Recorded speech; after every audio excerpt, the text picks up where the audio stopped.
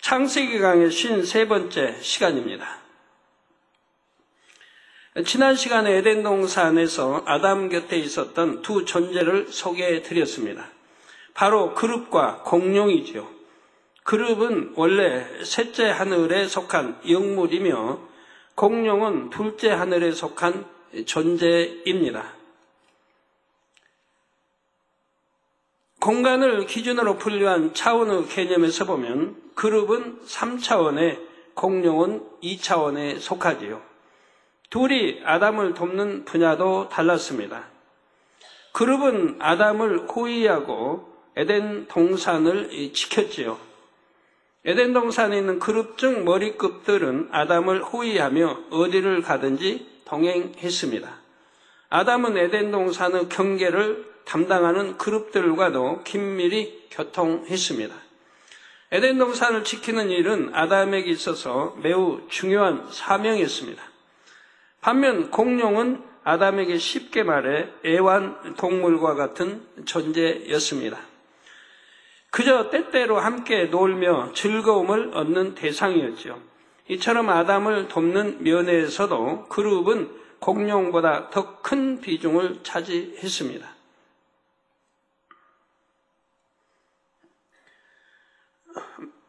물론 에덴 동산에 공룡이 많이 있었지만 그 중에서 우두머리격인 공룡이 이처럼 아담과 절친한 관계였지요. 앞으로 계속 등장하는 공룡도 이처럼 아담 가까이 있었던 바로 그 공룡임을 기억해 주시기를 바랍니다. 아담이 지구를 왕래할 때 그룹은 동행했지만 공룡은 함께 할 수가 없었습니다. 그룹은 영물이기에 자유자재로 지구를 왕래할 수 있지요. 반면 공룡은 에덴 동산의 흙으로 만들어졌기에 만일 지구에 오려 한다면 아담처럼 비행체를 타야 했습니다.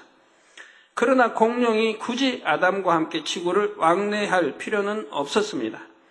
그것은 공룡이 관여할 분야가 아니기 때문입니다. 공룡은 아담의 사랑을 받으면서도 아담과 늘 동행하는 그룹을 부러워했습니다. 공룡이 사람처럼 인성을 가진 것은 아닙니다.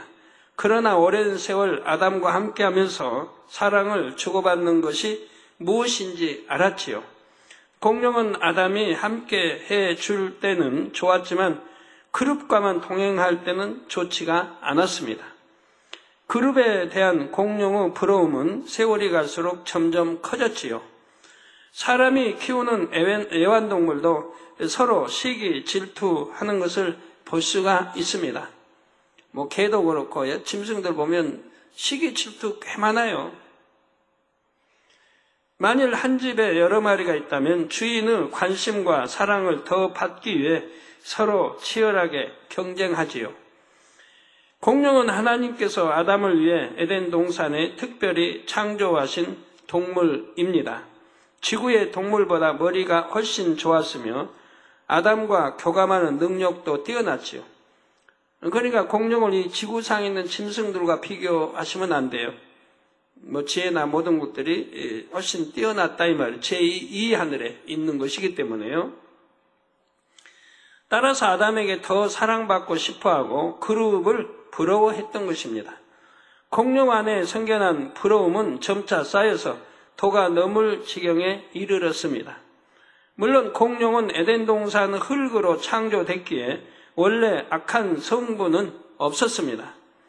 그런데 부러움이 계속 쌓이다 보니 급기야 시기, 질투라는 악으로 변질될 가능성이 높아지게 되었지요. 성도 여러분, 그룹과 공룡의 역할은 엄연히 달랐다 했습니다. 공룡이 그룹의 역할을 못하듯이 그룹 역시 공룡의 역할을 못하지요. 따라서 공룡은 자기 역할을 충실히 감당하며 그것으로 만족하면 되었습니다. 그런데 분수에 지나는 욕심을 품으니 문제가 생겼던 것입니다. 우리 몸의 각 지체도 고유의 역할이 있지요. 눈, 코, 입, 귀, 손, 발 모두 중요한 기능을 합니다. 그런데 발이 손을 부러워하여 손이 되고자 하거나 손이 눈을 부러워하여 눈이 되려고 한다면 어찌 되겠습니까? 교회 안의 각 지체들, 곧 모든 직분자들도 마찬가지입니다. 상황이나 때에 따라서 더 중요해 보이는 사명이 있을 수 있습니다. 그러나 중요하지 않는 사명은 단 하나도 없지요. 예를 들어 저는 당회장의 사명을 맡고 있는데 만일 성도님들이 없다면 당회장이란 사명이 무슨 의미가 있겠습니까? 사명에 따라 어떤 사람은 드러나서 일을 하고 어떤 사람은 드러나지 않게 일하기도 합니다. 이때도 드러난 사명이 더 중요하고 드러나지 않는 사명이 덜 중요한 것은 아닙니다. 그러므로 모든 직분자들은 먼저 자신에게 주어진 사명을 잘 감당하며 다른 사명을 맡은 지체들도 존중해야 합니다. 내게 맡겨진 사명이 다른 사람에게 잘 보이게 산다고 하면 그건 하나님 앞에 합당할 수가 없는 거죠. 오직 하나님 아버지 바라보고 내 주어진 사명을 정성껏 마음 중심으로 사명을 감당해야 하는 것이지 누구에게 드러내기나 자랑하기나 또 잘 보이려고 한다고 하면 그건 하나님과는 아무 상관이 없습니다. 그런 사명일 바에는 차라리 보이지 않는 곳에서 감당하는 것이 훨씬 더 낫습니다.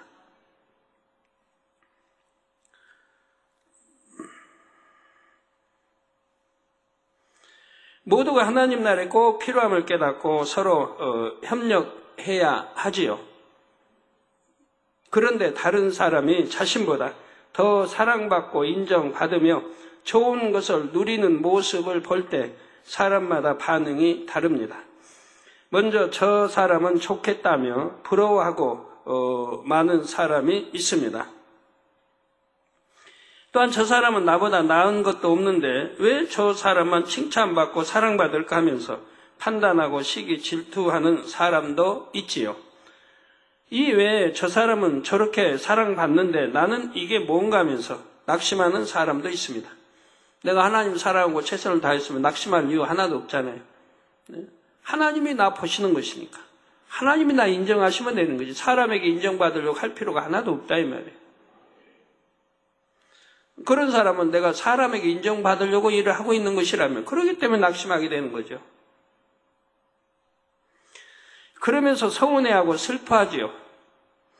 이런 반응이 나오는 이유는 모두 마음에 악이 있기 때문임을 알아야 합니다. 부러워하는 것도 악입니까? 시기심에서 부러워하는 것은 악에 속합니다. 진정 하나님을 사랑하는 성도들은 자신보다 더 중요하고 큰 일을 감당하는 일꾼에게 고마운 마음을 갖습니다. 자신이 하나님의 나라를 위해 하지 못하는 것을 다른 일꾼이 잘 해주니 얼마나 감사합니까? 그러니 함께 기뻐하고 어찌하든 도와주려고 하지요. 또한 그러한 일꾼을 본받아 자신도 발전하는 계기를 삼습니다. 성도님들은 아담 곁에 있었던 공룡과 그룹을 통해 자신은 정령 진리와 함께 온전히 기뻐하는 마음인지를 점검하시기를 바랍니다. 성도 여러분, 공룡은 자기 역할에 만족하지 못했고 그룹을 심히 부러워했습니다. 그 부러움이 계속 쌓여서 위험한 지경까지 빠져 들어갔지요. 공룡이 이렇게 되어가는 것을 주시하는 존재가 있었습니다. 바로 사단이었지요. 에덴 동산은 어둠의 영역과 맞닿아 있습니다. 어둠의 영역에 있는 악한 영들은 항상 에덴 동산을 넘보며 아담을 넘어뜨릴 기회를 노리고 있었지요. 자신들의 세력을 발붙일 만한 곳이 에덴 동산 어디에 있을까 하며 늘 촉각을 곤두세웠습니다. 그런데 어느 순간부터 공룡이 그룹을 심히 부러워하는 것이 사단에게 감지됐던 것입니다. 사단은 신랄 같은 작은 기회도 놓치지 않고 포착합니다. 사단은 공중에 퍼져 있는 전파와 같아서 비진리의 생각을 할 수 있는 대상이 있으면 바로 접선을 시도합니다. 예를 들어 누군가를 미워하는 사람이 있으면 생각으로 그를 사주할 수 있습니다. 미운 상대를 오해하고 판단하며 정죄하는 생각이 자꾸 들게 조종하지요. 또 만일 물질을 욕심내는 사람이 있으면 사단은 불의한 생각을 주입합니다. 돈 벌 수 있는 이 좋은 기회를 놓치면 안 돼. 다른 사람들도 그렇게 편법을 쓰니까 괜찮아. 손해보면 나만 바보야. 정도를 벗어나면서까지 욕심을 채우도록 생각을 통해 부추기는 것입니다. 사단은 공중에 두루 퍼져서 자기가 주는 생각을 받아들일 만한 사람을 찾습니다. 세계 69억 수많은 사람 가운데서도 마음에서 비진리가 움찔거리는 사람을 정확히 감지하지요. 69억 인구가 있어도 그 생각을 공중 권세 잡아 악한 영들, 누시퍼를 비롯 악한 영들, 그의 사자들은 다 감지해요. 정확하게 포착을 해요. 그리고 그런 사람에게 사단의 생각, 곧 비진리의 생각, 악한 생각을 주입합니다. 만일 사람 편에서 이것을 받아들이면 이내 마음의 악이 발동하게 되지요. 물이 부글부글 끓으면 넘치기도 하고 수증기가 되어 용기 밖으로 나갑니다. 사단의 생각을 받아들인 사람도 악한 감정이나 정욕을 스스로 억누르지 못하고 표출하게 됩니다. 얼굴 표정이 변하고 말투가 바뀝니다. 악한 생각, 정도에서 벗어난 행동을 하지요. 이렇게 악을 행동으로 나타낼 때는 마귀의 역사를 받고 있는 것입니다. 마귀의 역사를 받기 시작하면 더 나쁜 행동들도 서슴지 않고 나타나지요. 성도님들은 사단 마귀가 이렇게 순차적으로 역사함을 잘 알아서 조금의 빌미도 내어주지 마시기를 바랍니다. 베드로 전서 5장 8절에 근신하라, 깨어라. 너희 대적 마귀가 우는 사자같이 두루 다니며 삼킬 자를 찾나니 말씀하셨지요. 늘 불같이 기도하셔서 영적으로 깨어 있으시기를 바랍니다. 마음과 생각에서 비진리와 악을 발견하면 즉시 돌이키고 벗어내서 사단에게 틈을 주지 않아야 합니다. 그런데 공룡은 사단이 역사할 수 있는 틈을 내주고 말았습니다. 사단이 짐승인 공룡을 사주하는 일이 어떻게 가능할까요? 짐승은 사람과 달리 옳고 그름을 판단하는 이성이 없고 거의 본능에 의해 행동하지요. 그래서 사단이 사주하기에는 사람보다 짐승이 더 쉬운 대상입니다. 사단이 하와를 미혹할 때도 짐승인 뱀을 통해 사주하지요. 뱀이 사단의 도구가 될 수 있었던 이유는 뱀에게 그럴 만한 요소가 있었기 때문입니다. 창세기 3장 1절 전반절에 여호와 하나님의 지으신 들짐승 중에 뱀이 가장 강교하더라고 말씀했습니다. 하나님이 지으신 들짐승 중에 뱀이 가장 강교하더라. 즉 간사하고 교활하더라 이 말입니다. 뱀은 모든 들짐승 중에서 강교한 속성이 가장 많았지요. 사단의 사주를 받을 만한 요소가 다분했던 것입니다. 사단도 짐승을 조종할 수 있지만 하나님께서도 필요에 따라 짐승들을 움직일 수 있습니다. 예를 들어 열왕기상 17장 4절에서 7절에 보면 하나님께서 까마귀들을 명하여 엘리야를 먹이신 장면이 나옵니다. 엘리야가 하나님의 말씀대로 순종하여 그릿 시냇가로 가서 머물자 까마귀들이 아침에도 떡과 고기를 저녁에도 떡과 고기를 가져왔습니다. 또한 민수기 22장 28절 30절에는 하나님께서 나귀의 입을 열어 발람을 깨우쳐 주신 기록이 나옵니다. 이처럼 하나님께서는 모든 짐승들을 원하시는 대로 움직이실 수 있습니다. 반면 사단은 악한 속성을 가진 짐승들만 사주할 수가 있지요. 짐승 본능 속에 있는 강교함, 시기, 질투, 탐욕 같은 나쁜 속성이 사단이 접속할 수 있는 근간이 되기 때문입니다. 그러면 사단은 공룡을 어떻게 사주해 나갔을까요? 앞서 사단은 공룡이 그룹을 부러워하는 정도가 점점 커지는 것을 감지했다고 했습니다. 여러분 마찬가지로 욕심, 사심이 점점 커지면 사단이 여러분들을 참 노리게 삼을 수가 있는 거예요. 여러분을 이렇게 사로잡을 수가 있는 거예요. 그 사심이라는 것 때문에, 또 욕심이라는 것 때문에, 탐심이라는 것 때문에 그 여러분 마음을 사로잡을 수 있는 거예요.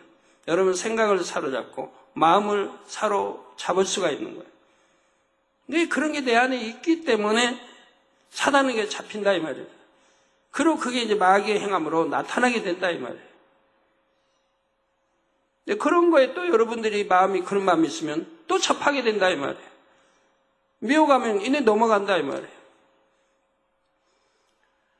앞서 사단은 공룡이 그룹을 부러워하는 정도가 점점 커지는 것을 감지했다고 했습니다. 공룡의 부러움은 자칫 시기, 질투와 같은 악으로 변질될 수 있는 수위까지 이르렀지요. 사단은 이러한 공룡을 겨냥하여 비진리의 전파를 보내기 시작했습니다. 공룡이 그 전파를 받아들이기까지 계속 보냈지요. 여러분이 어떤 방송을 시청하려면 전파를 수신하는 안테나를 설치해야 합니다. 그런데 위성 접시 안테나를 사용하는 경우 크기가 작을 때는 전파가 잡히지 않다가도 큰 것으로 바꾸면 전파가 잡히기도 하지요. 이처럼 공룡의 부러움이 작을 때는 사단이 비진리의 전파를 보내도 공룡에게 닿지 않았습니다. 그런데 부러움이 계속 쌓여서 커지자 사단이 보내는 비진리의 전파가 공룡에게 와 닿았지요. 이게 점점 커지니까 이 전파가 와 닿게 되는 거예요. 그러면 사단은 공룡에게 구체적으로 어떤 비진리의 생각을 심어 주었을까요? 처음에는 너희도 아담에게 부탁해서 그룹처럼 되게 해달라고 해. 그러면 아담과 함께 지구도 다녀올 수 있고 항상 아담 옆에 있을 수 있잖아. 이런 생각을 심어 줬습니다. 물론 공룡은 이런 사단의 생각을 자기 스스로 한다고 여겼지요. 나도 그룹처럼 되고 싶다. 아담에게 그룹처럼 되게 해달라고 부탁할까? 그룹처럼 되면 지구에도 가볼 수 있고 항상 아담 곁에 있을 수 있을 텐데 이렇게 생각했던 것입니다. 이런 생각이 공룡에게서 떠나지 않도록 사단은 계속 역사해 나갔습니다. 그러자 막연히 그룹처럼 되고 싶다는 부러움의 생각이 이제 분명한 목표를 향해 발전하게 되었지요. 나라고 그룹처럼 안 될 이유가 없지. 반드시 될 수 있는 길이 있다. 그게 과연 무엇일까? 이렇게 집요하게 궁리를 하게 된 것입니다. 사단의 이 순간을 놓치지 않고 더 교묘하게 공룡을 미혹했습니다. 그것은 바로 아담에게 선악과를 먹게 해달라고 청하라는 것이었지요. 선악과를 먹으면 공룡 너희들도 그룹들과 같아질 수 있으니 주인인 아담에게 청하라고 했습니다. 이렇게 사단이 주는 생각은 공룡에게 너무나 달콤했지요. 강교한 뱀에게 사단이 역사했을 때 그 강교한 뱀이 또 하와하고 대화하니까 하와도 그냥 쏙 빠져 들어가잖아요. 하나님처럼 되고 싶다는 그런 생각이 들어오자 선악과를 보니까 먹음직스럽고 보암직스럽고 전혀 예전 그런 선악과가 아니죠. 미혹을 받아버리니까. 자, 그래서 자신들이 선악과만 먹으면 그룹처럼 될 수 있다고 철석같이 믿게 되었습니다. 이제 공룡은 스스로 생각을 제어할 수 없는 상태가 되어 생각을 행동으로 옮깁니다. 급기야 아담에게 청하러 갔지요. 저 그룹들은 사랑을 받는데 왜 우리는 저들처럼 되지 않는지를 알려주십시오. 분명 저 선악과의 응답이 있을 것이니 저것을 따서 우리가 먹게 하여 주소서 했던 것입니다. 그러니까 하와가 선악과를 따먹기 훨씬 이전의 지금 역사를 설명하는 거예요. 이것은 너무나 황당한 요구이지요. 선악과는 하나님께서 아담에게 조차 금하신 열매입니다. 공룡도 이 사실을 알고 있습니다. 그런데 선악과를 먹으면 그룹처럼 될 수 있다는 사단의 말에 미혹되어 완전히 판단력이 흐려진 것입니다. 이에 아담은 당연히 공룡의 요구를 들어주지 않습니다. 이때 딱 잘라서 안 돼! 라고만 말하지는 않았지요. 선악과가 어떤 열매인지, 하나님께서 선악과에 대해 무엇이라 말씀하셨는지 등을 자세히 설명해 주었습니다. 공룡은 물론이고 아담 자신도 결코 먹으면 안 되는 열매임을 분명히 알려주었지요. 그러나 공룡은 아담의 말을 전혀 수긍하지 않았습니다. 아담이 자세하게 설명해 주는 말들이 공룡의 귀에 들어오지 않았던 것입니다. 공룡은 자신이 선악과를 먹어야만 한다는 생각에 완전히 사로잡혀 있었기 때문입니다. 자, 그러자 어둠의 그림자가 더 짙게 공룡에게 들이우기 시작했지요. 그 후로 공룡은 선악과를 따먹을 기회만을 노렸습니다. 공룡은 단순하여 자신이 그렇게 하는 것이 아담과 더 행복하게 지낼 수 있는 길이라고 생각했지요. 그로 인해 얼마나 무섭고 엄청난 대가를 치러야 할지는 상상도 못했습니다. 공룡은 한번 사단이 준 생각을 받아들인 후 물리치지 않고 계속 받아들인 결과 이처럼 스스로 돌이킬 수 없는 지경까지 이르게 된 것입니다. 그러다가 마침내 큰 사고를 치고 맙니다. 이에 대해서는 다음 시간에 이어서 말씀드리겠습니다. 오늘 새로 또 해외에서 오신 또 WCDN 우리 목사님도 그렇고 의사 되신 분도 이런 공룡 처음 들어보면 도대체 생소하고 그럴 수 있는가 하실지도 모르지만 제 설교를 처음부터 쭉 들어보시면 충분히 이해가 될 겁니다. 몇 가지 제가 질문하지요. 왜 공룡만 세계 전역에서 화석뼈가 나옵니까? 사자도 있고 코끼리도 있고 다 많은데 왜 공룡의 화석뼈는 전 세계에서 나오냐 이 말이에요. 그리고 공룡 알도 말입니다.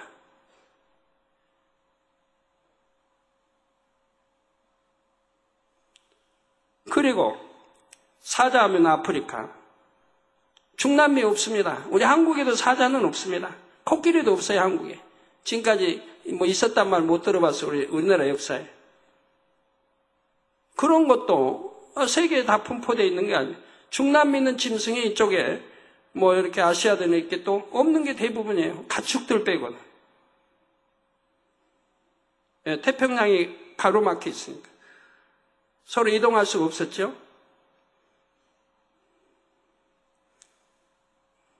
뱀도 그러고요, 뱀도. 뱀은 기어다니고 물로 다니니까. 저녁 괌에 가니까 괌에도 뱀이 많대요. 근데 거기 가이드가 그래요. 괌에는 옛날에 뱀이 한 마리도 없었대요. 그런데 언제부터 뱀이 많았냐? 2차 대전인가?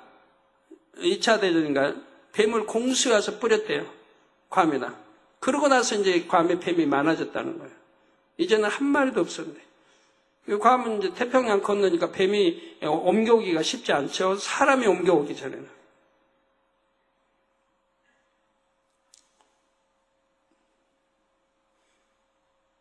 또 공룡이 1억 5천만 년 생존했다. 그럼 뭘 먹고 생존했을까요, 도대체가?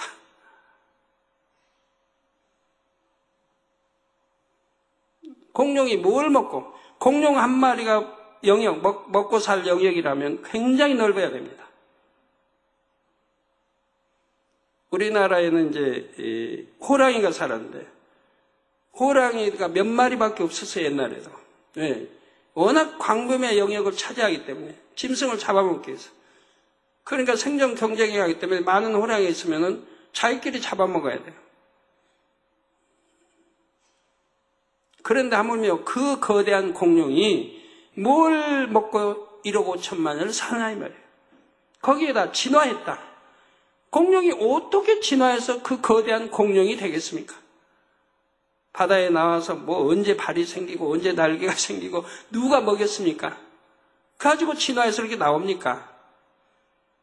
전혀 말도 안 되는 이러한 것들이 저기들이 학설이 돼서 이렇게 나오고 있는 거죠.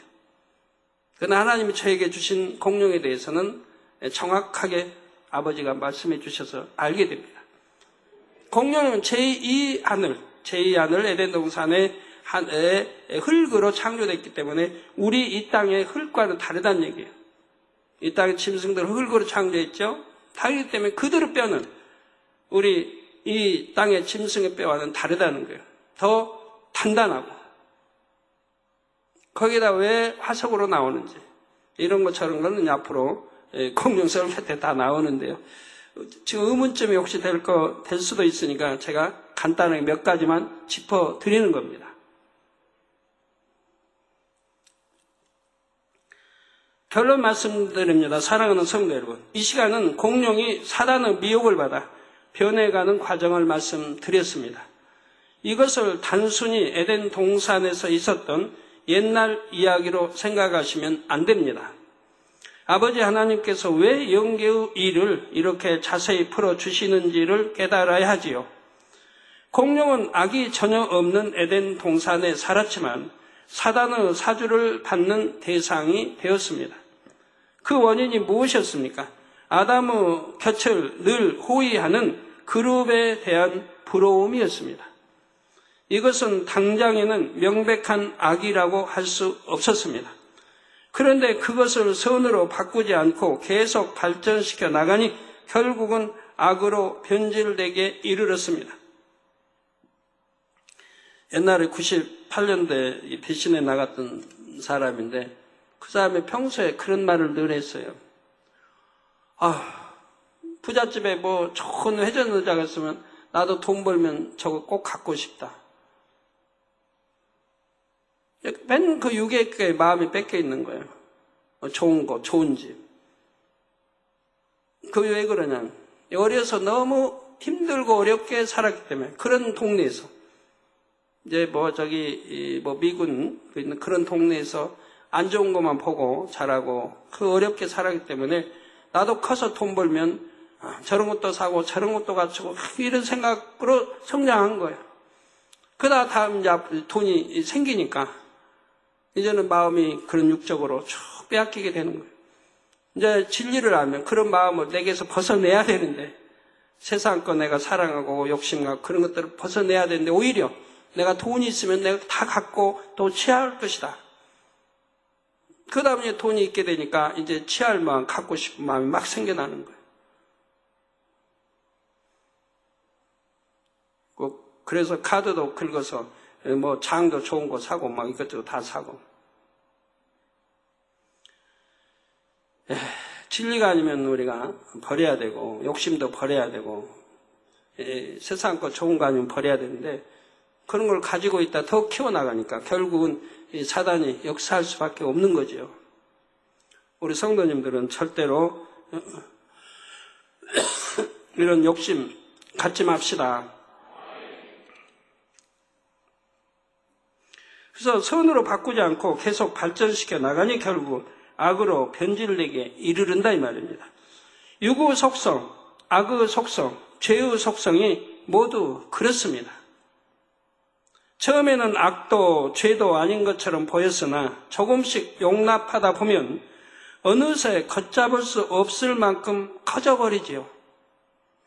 이에 대해 고린도 전서 5장 6절 후반절에 적은 누룩이 온 덩어리에 퍼지는 것을 알지 못하느냐 말씀하셨습니다. 올해 들어 제가 단에서 육체의 일들에 대해 그처럼 강하게 외치는 것도 이와 같은 이유 때문입니다. 세상적인 기준에서는 아무렇지 않은 일들도 조금씩 허용하다 보니 어느새 죄에 물들게 되지요. 그러나 하나님의 자녀들은 거룩하고 온전해야 합니다. 흠도 점도 티도 없어야 하지요. 혹여 우리 학생들도 그렇고 억울하십니까? 남들은 뭐 세상 친구들은 뭐 그냥 이것도 하고 먹고 마시고 취하고 뭐 이런 거 다 해도 괜찮은데 왜 우리는 절제해야 됩니까? 왜 절제해야 되죠? 세상 사람은 그렇게 먹고 이 세상에 단 줄 알고 먹고 마시고 취하고 하다가 가는 길 있잖아요. 가는 길. 그러나 우리는 좁은 길 갈 때 좁은 길에 천국길이라고 했죠. 그들은 넓은 길은 지옥길이고 우리는 천국 가기 위해서 죄짓지 않고 하나님의 거룩한 아들 딸로서 또 잃어버린 하나님 아버지 형상을 우리가 찾아가는 것, 이것이 신앙생활인 거지요. 말로만 아버지 사랑해요? 내가 아버지 닮아가야죠. 하나님 아버지 닮아가야죠. 그게 사랑하는 거죠. 당회장님 사랑해요? 사랑하면 당회장님 닮아가야죠. 순종해야죠. 그게 사랑하는 거죠. 좀 힘도 대주고요.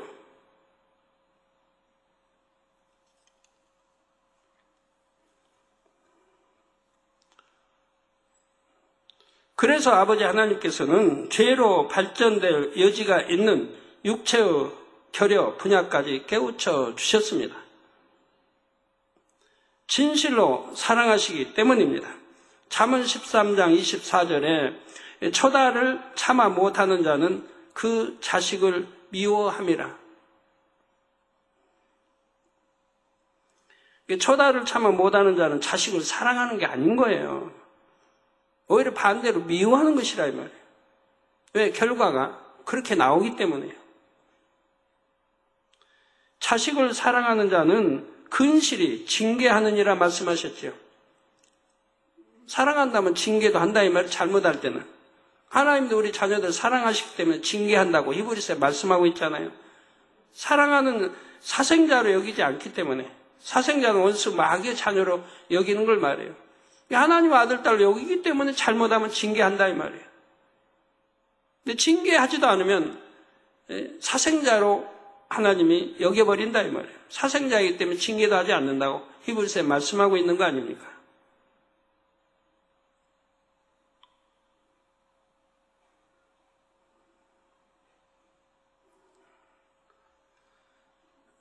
자식을 사랑하는 자는 근실히 징계하느니라.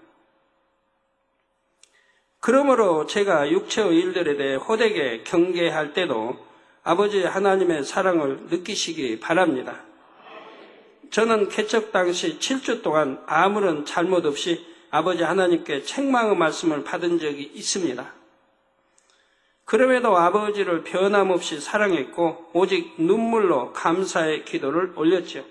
개척 당시에 금요철야 했던 분들은 이제 기억들 나실 거예요. 금요철야 다 끝나고 나면 11시부터 금요철야 해서 그때는 뭐 하도 충만해가지고 보통 5시 돼야 끝났어요. 어떤 때는 7시까지도 했어요. 얼마나 충만한지. 겨울에도 막 천장에서 이 물방울이 막 떨어져서 물방울만 닦고 다니는 사람들이 있었어요. 너무 충만하니까 겨울에 난로 안 피고 해도 그냥 더운 거예요.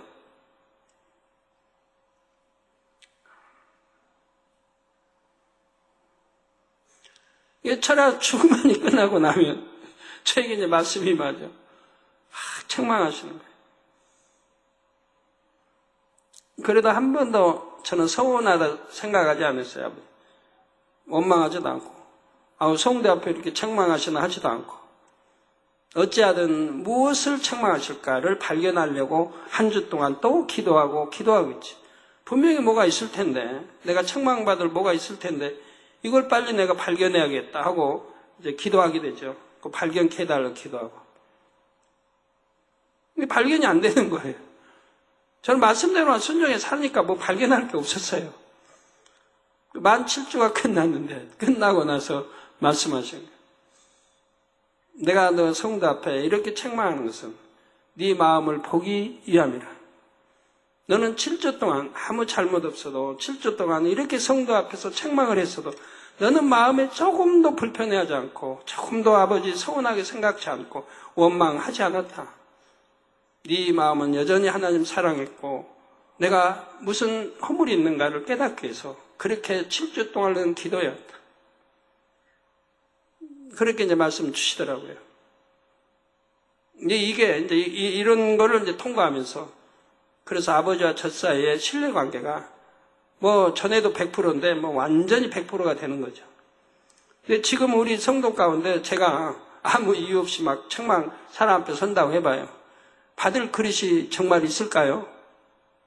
몇 사람은 있을 것 같아요, 몇 사람은.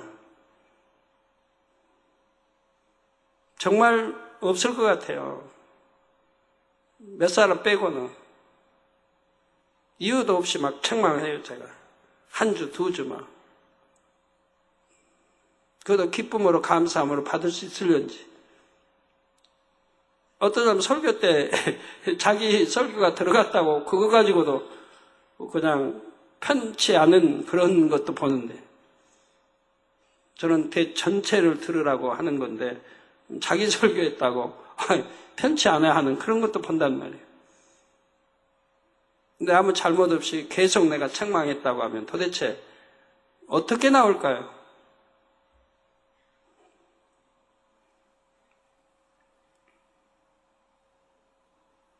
네, 아버지를 변함없이 사랑했고 오직 눈물로 감사의 기도를 올렸죠. 이것이 참 사랑입니다. 하물며 자신이 스스로 깨닫지 못하는 것을 아버지 하나님께서 깨우쳐 주신다면 얼마나 더 감사하고 사랑해야 하겠는지요. 모든 성도님들이 이제 더욱 아버지 하나님의 깊은 사랑을 깨달아 정령 흠과 티가 없는 자녀들로 변화되시길 주님의 이름으로 축원합니다.